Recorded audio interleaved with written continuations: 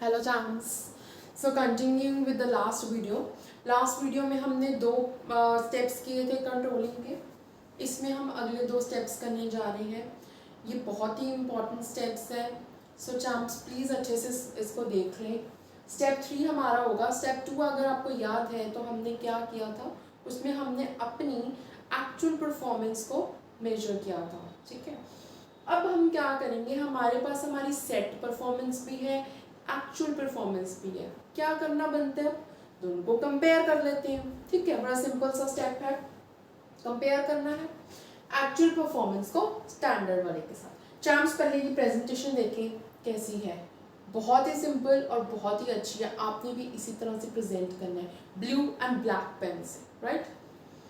Comparison हम क्या करते हैं कि हमारी रियल डेविएशन हुई है और एक्चुअल डेविएशन है, उनका कंपैरिजन किया जाता है। जैसे कि एक हम एग्जांपल ले सकते हैं, मैंने यहाँ पे भी लिया है करुणा लिमिटेड। आप कोई भी कंपनी का नाम ले सकते हैं, अपनी कंपनी बना लेना।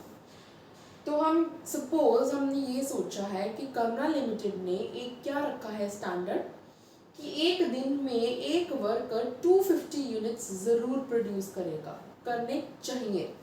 ठीक है, लेकिन जब एक्चुअली में प्रोड्यूस होने शुरू हुए तो उस केस में कितने यूनिट्स प्रोड्यूस हुए, सिर्फ 240। तो 10 यूनिट्स मायने रखता है। एक वर्कर ने 10 यूनिट्स प्रोड्यूस कम किए हैं। ठीक है, तो एक लार्ज ऑर्गेनाइजेशन के लिए बहुत बड़ी बात है, राइट। तो डिफरेंस कितने का है, 10 यूनिट्स का। इसको बोलते हैं डेविएशन। हमने चेक कर लिया। ठीक है चैम्स, ये बहुत बहुत और बहुत ही इम्पोर्टेंट पॉइंट है। इसको दिमाग में अच्छे से नोट करके जाओ कि किसी भी फॉर्म में पूछा जा सकता है। ये जो चीज़ है ना, मैनेजमेंट बाय एक्सेप्शन, कि किसी भी फॉर्म में आपको पूछा जा सकता है। इसको अच्छे से देख लो, मैनेजमेंट बाय एक्सेप्शन।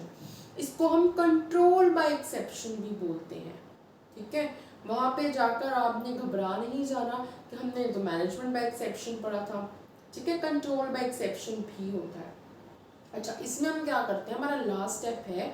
अब हम देखते हैं कि हमारी डेविएशंस को एनालाइज करना, चेक करना। ठीक है, उनको अच्छे से देखना कि अब डेविएशंस हुई हैं, किन कारणों की वजह से हुई हैं, और ऐसे कौन से कारण हैं जिनको हम इग्नोर कर सकते हैं, और ऐसे कौन से हैं जिनको हम इग्नोर नहीं कर सकते। हम क्या करते हैं, एनालाइज करने के लिए दो हम कह सकते हैं पॉइंट्स पे फोकस करते हैं, जिनका नाम क्या है, एक तो मैनेजमेंट बाय एक्सेप्शन है, एक है क्रिटिकल पॉइंट कंट्रोल। अब इनमें बहुत ही कंफ्यूजन होती है जनरली स्टूडेंट्स को, लेकिन इसको मैं अच्छे से क्लियर करने वाली बहुत ही सिंपल वे से। देखो, मैनेजमेंट बाय एक्सेप्शन क्या होता है, हम एक एग्जाम्पल लेंगे, वो दोनों चीज़ों को उसी में डिस्कस करेंगे, आपको डिफरेंस अपने आप समझ में आ जाएगा।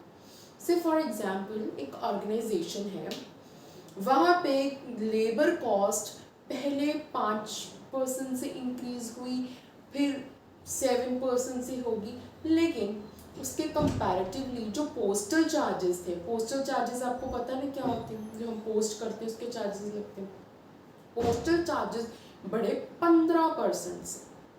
अब जो पोस्टल चार्जेस बढ़े हैं 15% से, देखने में तो बहुत ज़्यादा लगते हैं। ठीक है, लेकिन उसमें क्या है, हमें चाहे वो ज़्यादा है, वो हमने रोज़ नहीं करने इनकर, लेकिन रोज़ हमने पोस्टल चार्जेस नहीं लगाने, लेकिन जो लेबर चार्जेस हैं उसका तो बहुत इफेक्ट होगा। क्यों, क्योंकि लेबर तो आपने बहुत ही ज़्यादा क्वांटिटी में अप्लाई करनी है। सेकेंडली, जो लेबर आपने वहाँ पे लगाई हुई है उसको आपको मंथली देना ही देना पड़ेगा। ठीक है, वो कॉस्ट आपकी फिक्स्ड कॉस्ट बन जाती है, वो बहुत इफेक्ट करेगी। तो जो क्रिटिकल पॉइंट ऑफ कंट्रोल है, ये चेक करता है, कंपेयर करता है कि हमारे लिए सबसे इम्पोर्टेंट एरिया कौन सा है। क्रिटिकल मीन्स इम्पोर्टेंट, जिसकी वजह से पूरी की पूरी कंपनी हिल जाएगी। ये याद रख लो। ठीक है, कंपनी क्या हिल जाएगी उस इम्पोर्टेंट पॉइंट की वजह से, उस इम्पोर्टेंट कॉस्ट की वजह से। बस इतना याद रखना है आपने, क्रिटिकल पॉइंट से। ठीक है, तो ये कहते हैं क्रिटिकल एरिया, बहुत ही नाजुक एरिया, बहुत ही इम्पोर्टेंट एरिया। ठीक है, रेंज ऑफ डेविएशंस। अब जो मैनेजमेंट बाय एक्सेप्शन है ये क्या कहते हैं, ये कहता है कि हम ना एक रेंज रख लेते हैं। जैसे कि कहता है कि ठीक है, अगर लेबर कॉस्ट हमारी 2% बढ़ रही है, इट्स ओके, हमें नहीं फर्क पड़ेगा। लेकिन अगर हमारी लेबर कॉस्ट 2% से ज़्यादा जा रही है, फिर हमें ज़रूर फर्क पड़ेगा। वो क्या करती है, एक रेंज सेट कर लेती है। ये कोई रेंज नहीं सेट करती, ये क्रिटिकल पॉइंट देखते हैं हमारे लिए दोनों चीज़ों में से इम्पोर्टेंट क्या है। मैनेजमेंट बाय एक्सेप्शन एक रेंज सेट कर लेती है। आई होप अब आपको क्लियर हो गया है। तो मैनेजमेंट बाय एक्सेप्शन रेंज क्यों सेट कर लेती है, ये आपको लाइन चांस जरूर मिलेगी एग्जाम में, नहीं भी मिलेगी ना तो मैनेजमेंट बाय एक्सेप्शन में खुद ही ये लाइन ठोक देना, ठीक है। An attempt to control everything results in controlling nothing. याद कर लो, रट्टा मार लो इस लाइन को। An attempt to control everything results in controlling nothing. इसका मतलब क्या है कि अगर हम सब कुछ कंट्रोल करना शुरू कर देंगे तो रिजल्ट क्या होगा कि हमारे कंट्रोल में कुछ भी नहीं आएगा। ऐसे हम अगर किसी इंसान की बात करें, अगर हम उसको पूरा कंट्रोल करने की कोशिश करेंगे कभी भी नहीं आप कर सकते। लेकिन अगर आपको उसकी कुछ चीज़ें नहीं पसंद और आप चाहते हैं आप उसको कंट्रोल करें सो दैट उन चीज़ों को आपके हिसाब से करें, तो वो आप फिर भी कर सकते हैं।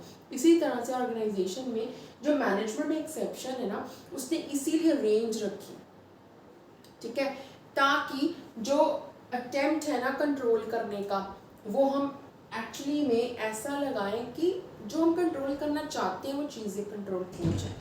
आई होप कि बहुत आपको बेनिफिट रहा है इस वीडियो का। प्लीज़ सब्सक्राइब करें and I wish you all the very best for your exam tomorrow.